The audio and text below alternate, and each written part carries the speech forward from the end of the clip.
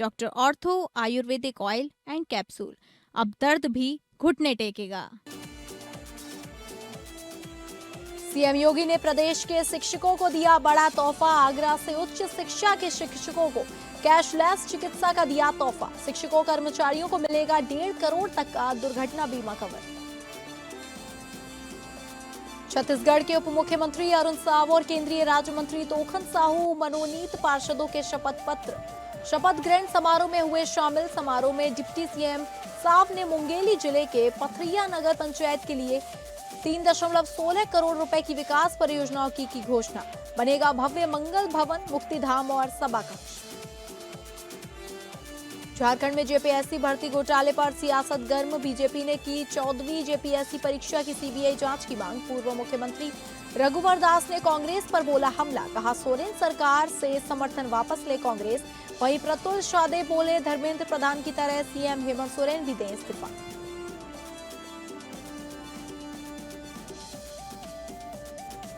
नमस्कार, आप सभी का बहुत स्वागत है स्टेट लाइव में और मैं हूं आपके साथ अंकिता सिंह। शुरुआत करेंगे स्टेट लाइव की उत्तर प्रदेश की खबरों का रुख करके। मुख्यमंत्री योगी आदित्यनाथ ने आगरा में उच्च शिक्षा के शिक्षकों को कैशलेस चिकित्सा का तोहफा दिया है। डॉक्टर भीमराव अंबेडकर विश्वविद्यालय के छत्रपति शिवाजी ऑडिटोरियम खंडारी कैंपस में मुख्यमंत्री ने इस योजना का उद्घाटन किया। मुख्यमंत्री योगी ने आगरा में उच्च शिक्षा विभाग के शिक्षकों को दोहरा तोहफा दिया। एक तरफ मुख्यमंत्री शिक्षक कैशलेस चिकित्सा सुविधा योजना का शुभारंभ किया, वहीं इस अवसर पर उच्च शिक्षा विभाग ने पीएनबी के साथ एमओयू भी किया। इसमें शिक्षकों व कर्मचारियों को 1.5 करोड़ तक का दुर्घटना बीमा कवर मिलेगा। पीएनबी के साथ हुए एमओयू के तहत शिक्षकों व शिक्षणेतर कर्मचारियों को 1.50 करोड़ तक का व्यक्तिगत दुर्घटना बीमा, 3 करोड़ तक का हवाई दुर्घटना बीमा, 60,000 तक का अस्पताल नगद लाभ तथा 12 लाख तक का टर्म लाइफ बीमा जैसी सुविधाएं उपलब्ध कराई जाएंगी। विभाग इसके माध्यम से शिक्षकों व कर्मचारियों को सामाजिक सुरक्षा उपलब्ध कराएगा। और ये एमओयू जिसमें दुर्भाग्यवश अगर किसी शिक्षक के साथ कोई दुर्घटना होती है तो शिक्षक के परिवार को हम लोग इस योजना के अंतर्गत पंजाब नेशनल बैंक उस शिक्षक के परिवार को 1.5 करोड़ रुपए तक वहां पर सहायता राशि उपलब्ध करवाएगा।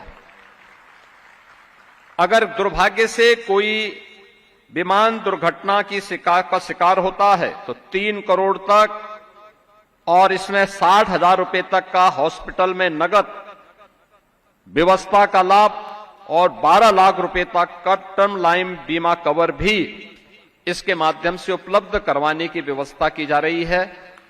एक बेहतरीन सुविधा जिससे अब तक हमारे शिक्षक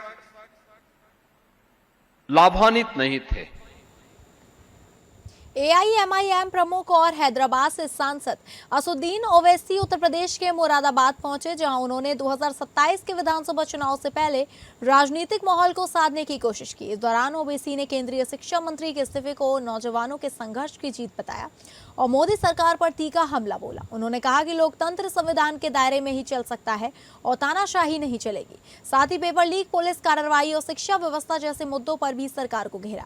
उन्होंने कहा यह संघर्ष अभी खत्म नहीं हुआ है बल्कि इसकी शुरुआत हुई है। ओवैसी ने आरोप लगाया कि आंदोलन ने सरकार को साफ संदेश दिया है कि लोकतंत्र संविधान के दायरे में ही चलेगा। ओवैसी ने राष्ट्रीय परीक्षाओं में पेपर लीक की घटनाओं पर चिंता जताते हुए कहा कि सरकार ने कानून तो बनाया, लेकिन सबसे बड़ा सवाल यह है कि आखिर पेपर लीक को क्यों है। उन्होंने शिक्षा व्यवस्था में व्यापक सुधार की जरूरत बताई। इस दौरान उन्होंने आंदोलन के दौरान कथित तौर पर पैलेट गन के इस्तेमाल, लाठीचार्ज और छात्र छात्राओं के साथ बदसलूकी के आरोपों की निष्पक्ष जांच की भी मांग की। साथ ही कहा कि दोषियों के खिलाफ सख्त कार्रवाई होनी चाहिए। ये कामयाबी है हक की झूठ के ऊपर। ये कामयाबी है उन तमाम नौजवानों की जिद्दोजहद और उनकी कुर्बानी, और मैं उनको मुबारकबाद भी देता हूं। और आज का जो तब्दीली पैदा हुई है वो इस बात की तरफ इशारा देता है कि मोदी सरकार अगर ये समझ रही है कि वो जो चाहे कर सकती है, चाहे बुलडोजर से घर तोड़ सकती है या फिर किसी को दबा सकती है, तो इस आंदोलन ने इस बात का उनको खुला पैगाम दे दिया है कि अब तानाशाही नहीं चलेगी। लोकशाही अगर चलाना है तो संविधान के दायरे में जिसको बाबा साहब अम्बेडकर ने बनाया उसके तहत चलाना पड़ेगा। वरिष्ठ बीजेपी नेता जयप्रकाश चतुर्वेदी का निधन हो गया है। बीजेपी के पूर्व संगठन मंत्री के निधन पर शोक की लहर है। आरएसएस के पूर्व प्रचारक जयप्रकाश चतुर्वेदी का पार्थिव शरीर बीजेपी कार्यालय में अंतिम दर्शन के लिए रखा गया, जहां डिप्टी सीएम ब्रजेश पाठक ने उन्हें श्रद्धांजलि दी। बड़ी संख्या में भाजपा नेताओं ने भी श्रद्धा सुमन अर्पित किए। सोनभद्र के निवासी थे जयप्रकाश चतुर्वेदी।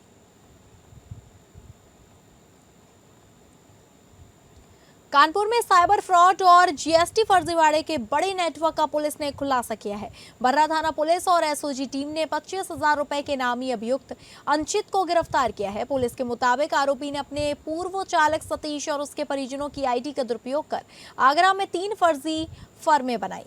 इन फर्मों में बैंक खातों में साइबर फ्रॉड के हासिल रकम मंगाई जाती थी और फर्जी बिल तैयार कर जीएसटी रिफंड क्लेम किया जाता था। जांच में तीनों फर्मों के खातों से 53 करोड़ रुपए से अधिक के लेन देन का पता चला है।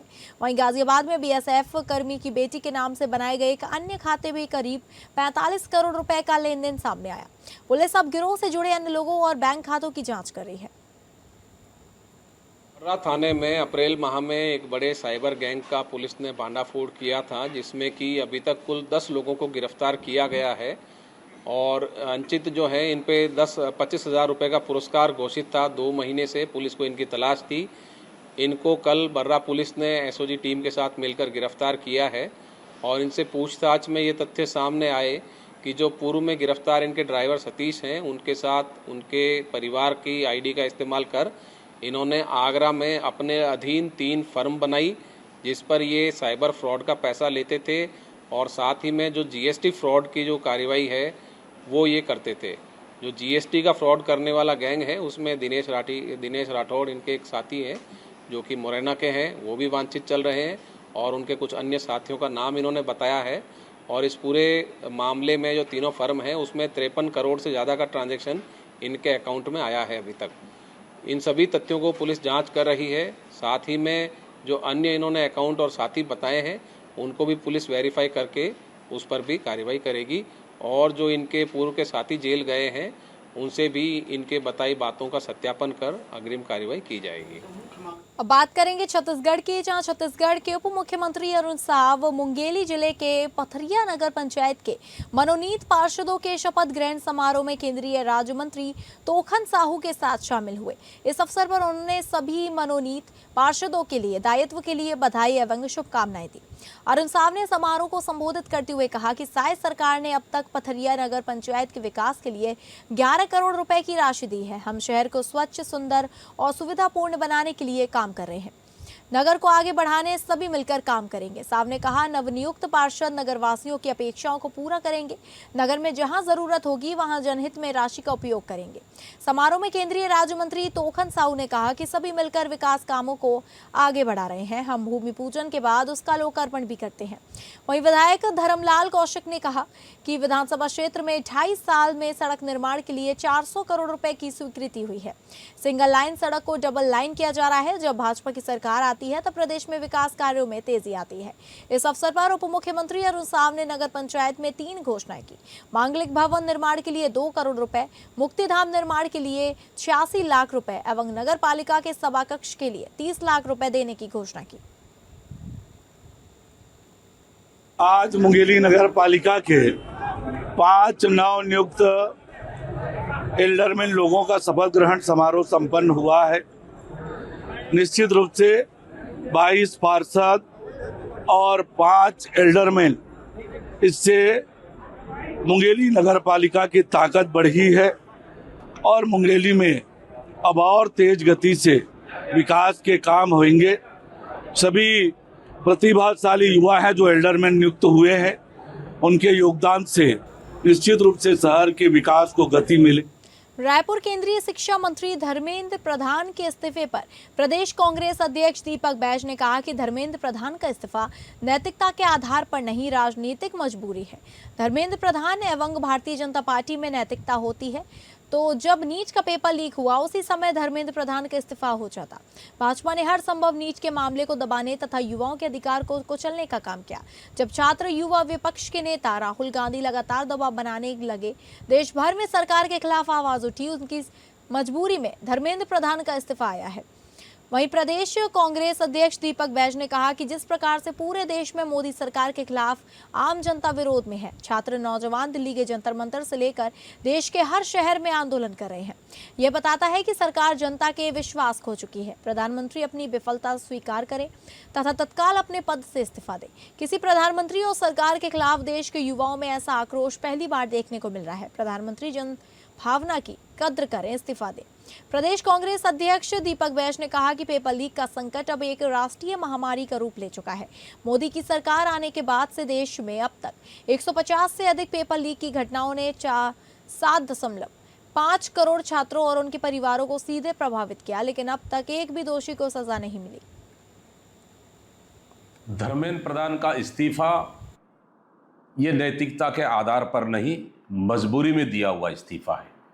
वो इसलिए क्योंकि लगातार इतने दिनों से दिल्ली के जंतर मंतर से पूरे देश के हर छोटे बड़े शहरों में प्रदर्शन चल रहा है और सरकार ने बिल्कुल बात तक नहीं की और उल्टा छात्र और युवाओं पर बर्बरतापूर्वक लाठीचार्ज किया गया।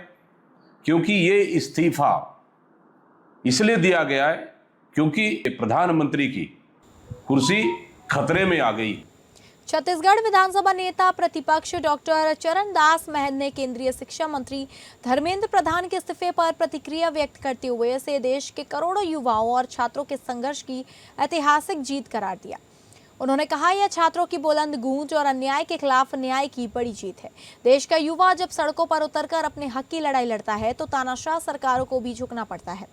महंत ने केंद्र की मोदी सरकार पर तीखा हमला बोलते हुए कहा कि पिछले कुछ समय से जिस तरह से एक के बाद एक राष्ट्रीय स्तर की परीक्षाओं के पेपर लीक हुए हैं, उसने लाखों होनहार छात्रों के भविष्य पर अंधकार का साया ला दिया है। युवाओं के खून पसीने की मेहनत और उनके माता पिता के सपनों के साथ लगातार खिलवाड़ किया जा रहा था। नेता प्रतिपक्ष ने सरकार से मांग की है कि सरकार तुरंत कड़े कानून और मजबूती पारदर्शी व्यवस्था लागू करे ताकि भविष्य में कभी भी किसी परीक्षा का पेपर लीक ना हो। हमेशा कांग्रेस पार्टी लोकतंत्र के लिए लड़ती रही है, लोकतंत्र के साथ चली है। छात्र छात्राओं ने जो अपने समस्याओं को लेकर जो उनके जीवन के साथ खिलवाड़ हो रहा है, अत्याचार हो रहा है, दुराचार हो रहा है, नीट की परीक्षाओं में हजारों छात्रों के बर्बाद हुए भविष्य, उस भविष्य को सुधारने के लिए लगातार वो प्रयास करते रहे। तो ये जीत जो हुई है, लोकतंत्र की जीत हुई है, हमारे बच्चों की जीत हुई है और हम सब अब मांग करते हैं कि वो उसमें उनकी जो परीक्षाएं हैं। कारगिल युद्ध में अदम्य साहस और सर्वोच्च बलिदान का परिचय देने वाले छत्तीसगढ़ के वीर शहीद कौशल यादव के शहीद दिवस पर रायपुर के आकाशवाणी तिराहे पर उनकी प्रतिमा का लोकार्पण किया गया। इस अवसर पर रायपुर सांसद ब्रजमोहन अग्रवाल ने शहीद कौशल यादव को श्रद्धा सुमन अर्पित करते हुए उन्होंने केवल यादव समाज या छत्तीसगढ़ का ही नहीं बल्कि पूरे भारत का गौरव बढ़ाया। उनका बलिदान सदैव देशवासियों को राष्ट्र सेवा के लिए प्रेरित करता रहेगा। नगर निगम के कमिश्नर भी बैठे हैं, जोन अध्यक्ष भी बैठे हैं। तो रायपुर शहर के या छत्तीसगढ़ के काबर की पुलिस वाला मन जते एक शहीद होते ओकर मन के मूर्ति तो पुलिस लाइन में लग जाते या अलग अलग जगह पे लग जाते। हमारे बीच में नगर निगम के पूर्व सभापति और नगर निगम हमारे नागरिक आपूर्ति निगम के अध्यक्ष Sanjay Srivastava. Chhattisgarh diocese board of education के सचिव जयदीप रॉबिन्सन और अध्यक्ष राइट रेव सुषमा कुमार ने मुख्यमंत्री छत्तीसगढ़ शासन को विस्तृत शिकायत प्रस्तुत कर मिशन स्कूलों से जुड़े अत्यंत गंभीर प्रकरण की स्वतंत्र, निष्पक्ष और उच्च स्तरीय जांच करने तथा दोषियों अधिकारियों एवं संबंधित व्यक्तियों के विरुद्ध कठोर वैधानिक कार्यवाही की मांग की है। सीडीबीई की शिकायत के अनुसार सस्पेंडेड प्राचार्य श्रीमती भावना अथर्व द्वारा कथित रूप से कक्षा 10वीं और 12वीं के विद्यार्थियों की अंक सूची एवं अन्य शैक्षणिक अभिलेखों पर हस्ताक्षर किए गए, जबकि उनके विरुद्ध निलंबन आदेश प्रभावी था। यदि जांच में यह तथ्य सामने सही पाया जाता है तो इससे विद्यार्थियों की अंक सूची, प्रमाण पत्र, उच्च शिक्षा एवं भविष्य पर गंभीर प्रभाव पड़ सकता है। आज हमने माननीय मुख्यमंत्री जी को एक अत्यंत गंभीर विषय में विस्तृत शिकायत सौंपी है। हमारी शिकायत के अनुसार 10वीं एवं 12वीं के विद्यार्थी की अंक सूची में निलंबित प्राचार्य द्वारा कथित रूप से हस्ताक्षर किए गए हैं।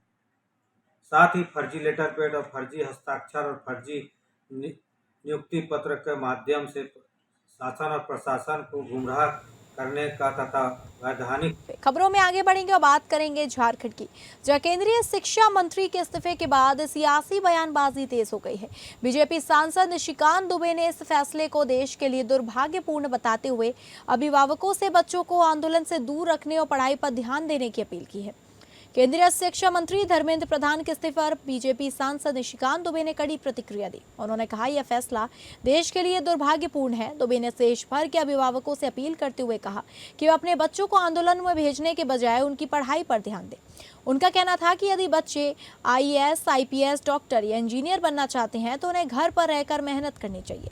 धर्मेंद्र प्रधान का बचाव करते हुए दुबे ने कहा कि वे भारतीय जनता पार्टी के वरिष्ठ नेता हैं और उन्होंने शिक्षा के क्षेत्र में कई महत्वपूर्ण बदलाव किए हैं। इस्तीफा जो है धर्मेंद्र प्रधान जी ने किसी दबाव में नहीं लिया। धर्मेंद्र प्रधान जी भारतीय जनता पार्टी के वरिष्ठ नेता हैं, विद्यार्थी परिषद से यहाँ तक आए हैं और उन्होंने शिक्षा के क्षेत्र में बहुत ही आमूलचूल परिवर्तन किया। कैसे गुरुकुल परंपरा स्टार्ट होगी, उसका कैसे बोर्ड होगा, किस तरह से नई एजुकेशन पॉलिसी लागू होगी, यूनिवर्सिटी में किस तरह से लोगों के अपॉइंटमेंट होंगे और परीक्षा पद्धति कैसे ठीक होगी, इसके लिए धर्मेंद्र प्रधान जी ने बहुत ही ज़्यादा जो है दिन रात मेहनत किया है। लेकिन एक कन्फ्यूज़न जो है विद्यार्थियों को लग रहा था। मुझे लगता है कि उन्होंने अपने मन से जो है ये फैसला लिया। झारखंड में जेपीएससी भर्ती घोटाले और प्रतियोगी परीक्षाओं में कथित गड़बड़ियों को लेकर सियासत तेज हो गई है। पूर्व मुख्यमंत्री रघुवर दास ने कांग्रेस, राहुल गांधी और महागठबंधन सरकार पर जमकर निशाना साधते हुए जेपीएससी मामले की सीबीआई जांच और उत्पाद सिपाही भर्ती परीक्षा में जान गंवाने वाले अभ्यर्थियों के परिजनों को 1-1 करोड़ रुपए मुआवजा देने की मांग की है। रघुवर दास ने जेपीएससी भर्ती घोटाले और प्रतियोगी परीक्षाओं में कथित अनियमितताओं को लेकर महागठबंधन सरकार पर बड़ा हमला बोला है। रांची स्थित बीजेपी प्रदेश कार्यालय में आयोजित प्रेस वार्ता में उन्होंने कहा कि कांग्रेस, समाजवादी पार्टी, झामुमो, राजद, आम आदमी पार्टी और वाम दल नीट मामले पर राजनीति कर रहे हैं, लेकिन झारखंड में जेपीएससी और जेएसएससी परीक्षा में हुई कथित गड़बड़ियों पर पूरी तरह चुप है। रघुवर दास ने राहुल गांधी से सवाल करते हुए कहा कि झारखंड के युवाओं के साथ हुए अन्याय पर कांग्रेस की चुप्पी क्यों है। उन्होंने पूछा कि जेपीएससी में सामने आए भ्रष्टाचार के मामलों पर राहुल गांधी जिम्मेदार लोगों से इस्तीफे की मांग क्यों नहीं कर रहे। और मेरी पार्टी का सवाल है, माननीय नेता प्रतिपक्ष श्री राहुल गांधी जी जिस तरह नीट के मामले में हमारे जो 21 बच्चे सुसाइड किए, वहां गांधी घाट हो गए थे, लेकिन झारखंड में जो हमारे 11 युवक, झारखंड सरकार जिस सरकार को आप समर्थन दे रहे हैं, जो आदिवासी मूलवासी बच्चे पेपर लीक के बाद तुरंत जून 2026 में नीट यूजी के दोबारा परीक्षा आयोजित कर पारदर्शी ढंग से रिजल्ट को प्रकाशित करने का भी काम किया और इससे हमारे देश के छात्र काफी खुश हैं। जेपीएससी भर्ती घोटाले की जांच जैसे जैसे आगे बढ़ रही है, वैसे वैसे नए खुलासे सामने आ रहे हैं। इसी बीच केंद्रीय शिक्षा मंत्री धर्मेंद्र प्रधान के इस्तीफे को लेकर झारखंड की सियासत भी गर्मा गई है। बीजेपी के मुख्यमंत्री हेमंत सोरेन पर सीधा निशाना साधते हुए उनके इस्तीफे की मांग करती है। जेपीएससी भर्ती घोटाले की जांच में सीआईडी लगातार कार्रवाई कर रही है। मुख्य आरोपी अभय तिवारी के 2 और सहयोगी की गिरफ्तारी के बाद अब जांच एजेंसी कथित सेटिंग गेटिंग के नेटवर्क, बैठकों और उससे जुड़े दस्तावेजों की गहन पड़ताल में जुटी है। होटल के रजिस्टर, बिल और लीज अवधि के दौरान यहां आने जाने वाले लोगों का ब्यौरा भी खंगाला जा रहा है। देखिए, केंद्रीय शिक्षा मंत्री धर्मेंद्र प्रधान जी ने बहुत ही भावुक पत्र लिखा है और अपने पद से त्याग पत्र दे दिया। उन्होंने कहा, जैसे ही नीट परीक्षा की लीकेज की बात आई थी, मैंने जिम्मेवारी ली थी और तुरंत सीबीआई जांच के आदेश दिए थे। पुनर्परीक्षा हुई थी, 11-12 लाख छात्र सफल भी हुए थे, लेकिन फिर भी जिस तरीके से छात्रों का आंदोलन चल रहा था, उन्होंने लिखा है कि छात्र गुमराह ना हो जाए, गलत हाथों में ना पड़ जाए, इसलिए मैं देश हित में अपना इस्तीफा देता हूं। अब हमारी झारखंड के मुख्यमंत्री से मांग है, सीजीएल परीक्षा लीक हो गई, उत्पाद सिपाही की परीक्षा का प्रश्न पत्र लीक हो गया, जेपीएससी में बड़ी धांधलियां हुई, चेयरमैन हटा दिए गए, सीआईडी का छापा पड़ा जेपीएससी पर। तो मुख्यमंत्री जी, जो धर्मेंद्र प्रधान ने नजीर पेश किए दिल्ली में, हम आपसे भी मांग करते हैं कि जेपीएससी और अन्य प्रतियोगी परीक्षाओं में गड़बड़ियों के कारण आप अविलंब अपने पद से इस्तीफा दें। श्रावणी मेले को लेकर देवघर बाबा बैद्यनाथ मंदिर में तैयारियों का जायजा लेने पहुंचे राज्य के मंत्री सुदिव्य सोनी ने व्यवस्थाओं की समीक्षा की। इस दौरान उन्होंने संबंधित अधिकारियों को कई आवश्यक दिशा निर्देश दिए। मंत्री ने कहा कि स्वास्थ्य सेवाओं से लेकर सुरक्षा और अन्य सभी व्यवस्थाएं पूरी कर ली गई हैं। उन्होंने भरोसा जताया कि इस बार श्रद्धालुओं को किसी भी प्रकार की परेशानी का सामना नहीं करना पड़ेगा। साथ ही बताया कि पहली बार एआई के माध्यम से श्रद्धालुओं की सुविधा और भीड़ प्रबंधन पर विशेष ध्यान दिया जाएगा। यही बात की करेंगे कि देवघर जिला प्रशासन, दुमका जिला प्रशासन करबद्ध होकर उनकी सेवा के लिए तत्पर है। बस प्रशासन और प्रशासन के पदाधिकारियों के निर्देशों का अनुपालन करें और बाबा मंदिर में और बासुकीनाथ में दर्शन करके पुण्य के भागी बने। मैंने स्वयं से सड़क मार्ग से चलकर देखा है। मैं आपसे यही कह सकता हूँ कि 20 या 30% बालू का सैंड लेइंग का काम बचा हुआ है, जो कि 2 से 3 दिनों के अंदर हो जाएगा। और रह गया सवाल बाबा के, इस बैठक में तैयारियां तो पिछले साल से इस बार और जोर है। बहुत ही संपूर्ण व्यवस्था है कि हमारे जो दुमका जिला के डीसी हैं, जो एसपी हैं, इन लोगों को अनुभव भी हुआ पिछले साल के जो जिस तरह की कुछ खामियां थी, उसको पूर्ण रूप इस बार ये लोग पूरा। बेरमो के 4 नंबर क्षेत्र में कोयला चोरी रोकने के लिए चलाए गए अभियान के बाद विवाद गहरा हो गया है। कार्रवाई के दौरान एक युवक के घायल होने से मामला तूल पकड़ लिया है। परिजनों का आरोप है कि सीआईएसएफ के जवानों ने युवक के साथ बेरहमी से मारपीट की, जिसके बाद उसे गंभीर हालत में सीसीआई ढोरी केंद्रीय अस्पताल में भर्ती कराया गया। घटना की खबर फैलते ही अस्पताल में परिजनों और स्थानीय लोगों की भीड़ जुट गई, जिससे कुछ समय के लिए तनाव का माहौल बन गया। वहीं सीआईएसएफ ने सभी आरोपों को सिरे से खारिज किया है। सीआईएसएफ कमांडेंट आशुतोष चौधरी का कहना है कि कोयला चोरी रोकने की कार्रवाई के दौरान कुछ असामाजिक तत्वों ने जवानों का विरोध किया और सीआईएसएफ की सरकारी गाड़ी पर हमला कर उसे क्षतिग्रस्त कर दिया। 5 बजे 4 मोटरसाइकिल सवार जो बेरमो रेलवे फाटक के पास से जब दिखाई दिए, जिनकी मोटरसाइकिल पे अवैध कोयला रखा हुआ था, तो उसी क्रम में ये देखा गया कि 2 मोटरसाइकिल सवार सीएसएफ के गश्ती दल को देखते ही अपना मोटरसाइकिल और कोयला वहीं पे गिराकर जंगल की ओर भाग गए। 2 बजे रात के बाद 3 बजे रात के जाता है कोड़ा कोयला बेचने, अब मारपीट करता है, गाड़ी छीनता है, मारता है, पीटता है, तो हम लोग क्या खाएंगे? छोटा बच्चा पढ़ता लिखता भी है, कोयला बेच के अब घर भी चलाता है, अब मारपीट के जंगल में फेंक देता है, गोड़ा तोड़ देता है, तो क्या करेंगे हम लोग? मेरे बेटा टाका लगा, कौन परवस्ती लेगा हम लोग को बताइए? चोरी किया था, जेल में भी चल जाता, हम जेल चल जाते, बेटा मुझे हम जेल चल जाते, मेरा बेटा छोड़ देता, नहीं मार। अब बात करेंगे महाराष्ट्र की, जहां केंद्रीय शिक्षा मंत्री के इस्तीफे के बाद केंद्रीय मंत्री रामदास आठवले ने अपनी प्रतिक्रिया दी है। उन्होंने कहा कि लोकतांत्रिक तरीके से आंदोलन करना युवाओं का अधिकार है, लेकिन छात्रों पर हुआ कथित लाठीचार्ज दुर्भाग्यपूर्ण है। साथ ही उन्होंने कहा कि पेपर लीक रोकने के लिए केंद्र सरकार पहले ही सख्त कानून बना चुकी है और दोषियों के खिलाफ कड़ी कार्रवाई होगी। केंद्रीय मंत्री रामदास आठवले ने धर्मेंद्र प्रधान के इस्तीफे के बाद कहा कि लोकतंत्र में अपनी बात रख करना हर नागरिक का अधिकार है। उन्होंने बताया कि ये स्वयं भी आंदोलन के दौरान जेल जा चुके हैं और लोकतांत्रिक विरोध का सम्मान किया जाना चाहिए।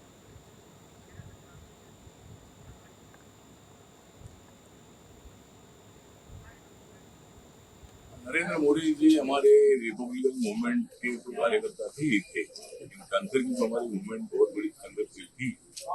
उस मूवमेंट में मेरे साथ तो हमेशा रहे। कल्याणी हमारा कैंसर के टाइम पर कबाली किला था और यहाँ के नौजवान लोग मतलब बाबा साहब अम्बेडकर की विचारधारा के प्रभावित होकर दलितों पर होने वाले अत्याचार के खिलाफ जंग करते थे और उसमें नरेंद्र मोदी जी का भी नाम बहुत आगे था। तो आज मैं उनकी फैमिली की वेट नजर आया हूँ और नरेंद्र मोदी जी जो है ये हमारे केंद्रीय शिक्षा मंत्री धर्मेंद्र प्रधान के इस्तीफे के बाद देश के कई हिस्सों में राजनीतिक प्रतिक्रियाएं सामने आ रही हैं। महाराष्ट्र के कल्याण में कांग्रेस कार्यकर्ता ने पटाखे फोड़कर और पेड़े बांटकर इस फैसले का स्वागत किया। इस दौरान जिला कांग्रेस अध्यक्ष ने मोदी सरकार पर भी तीखा हमला बोला। केंद्रीय शिक्षा मंत्री के इस्तीफे के बाद महाराष्ट्र के कल्याण में कांग्रेस कार्यकर्ताओं ने जश्न मनाया।